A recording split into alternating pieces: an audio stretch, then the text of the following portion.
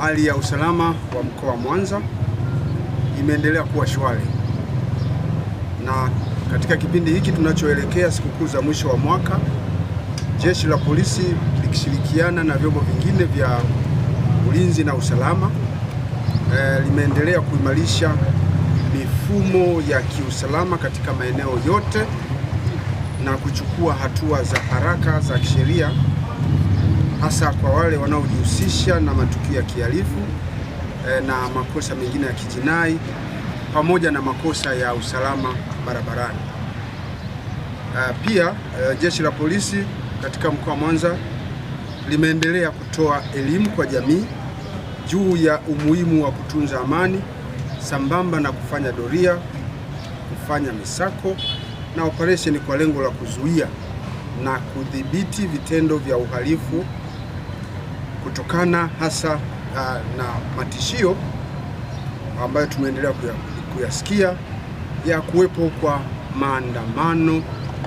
yanayoratibiwa kupitia katika mitandao ya kijamii. Sote tumekuwa tukisikia matishio ya kuwepo kwa matukio ya vitendo vya uvunjaji wa amani, vitendo vya vurugu, lakini vitendo vya ufanyaji wa makosa ya kijinai vinavyoendelea kutishiwa kwamba vitajitokeza siku ya tarehe 25 ambayo ni siku ya kesho.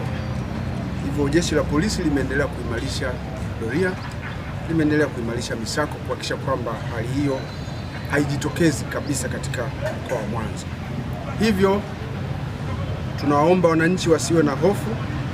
kwani Jeshi la Polisi limeshaweka mipango kazi imara ambayo inahusisha askari wa Jeshi la Polisi, lakini na vyombo vingine vya usalama kama nilivyosema, ambao tayari wapo katika mikoa, katika maeneo mbalimbali wakiendelea kushika doria. Ziko doria za magari, ziko doria za askari wa miguu na doria za askari wa kiraia, pamoja na vizuizi katika maeneo mbalimbali ya kuingia na kutoka katika mkoa wa Mwanza, sehemu za stendi za mabasi, lakini pia katika maeneo ya mialo na bandari zetu. Kote huko tumemailisha ulinzi katika kuhakikisha kwamba maeneo yote yanakuwa salama na hakuna mwananchi anayefanyiwa tukio lolote la kihalifu. Kutokana na ushirikiano huo wa vyombo mbalimbali vya usalama katika mkoa wetu, lakini pamoja na wananchi, nipende kusema kwamba tutafanya kazi katika kuhakikisha kwamba hakuna kundi au mtu yoyote ambaye atapata nafasi ya kuvuruga amani